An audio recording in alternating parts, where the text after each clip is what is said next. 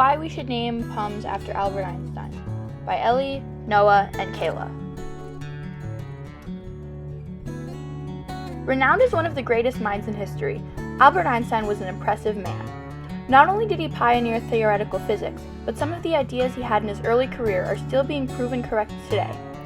Outside of his work, he advocated for civil rights and spoke for peace, not war. His difficult childhood as a Jewish refugee from Germany made him resilient and strong. He truly was a remarkable person, and it's no wonder he's still idolized today. We think Albert Einstein would be a great person to name our school after.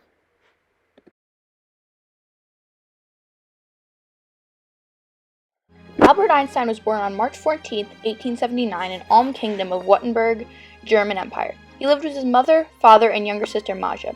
His dad was Hermann Einstein, a salesman and engineer, and his mom was Pauline Koch. They were Jewish, so when Hitler came into power, they had to flee from the country. They became refugees.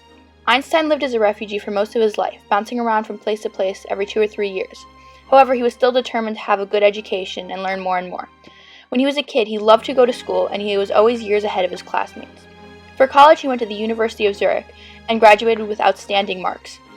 And after a lot of soul-searching, he decided to go to America in 1933 to pursue his dream of becoming a famous scientist and unlocking the secrets of the universe.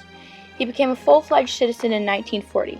He fell in love with America and remained there until his untimely death on April 18th in 1955 because of internal bleeding caused by the rupture of an abdominal aortic aneurysm.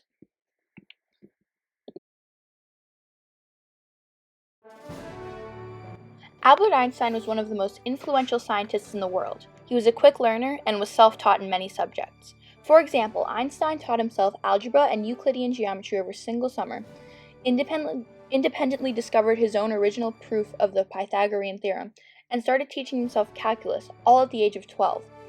At age 14, he said that he had mastered integral and differential calculus.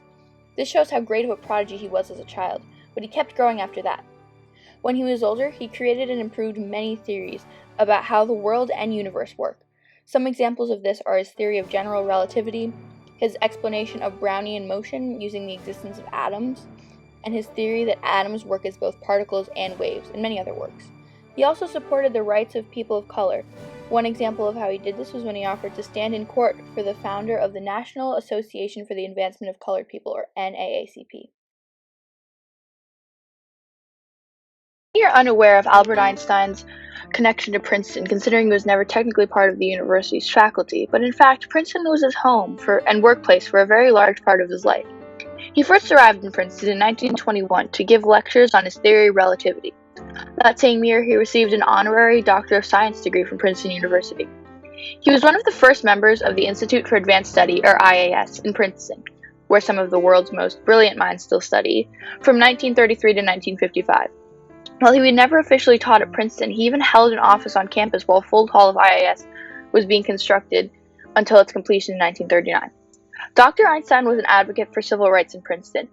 He used his fame to stand up for black rights and world peace. He was friends with people like Paul Robeson, and he served as a character reference on W.E.B. Du Bois' court case. He spent most of his life in Princeton, and he lived for years on 112 Mercer Street, until his death at Penn Medicine Princeton Medical Center on April 18, 1955.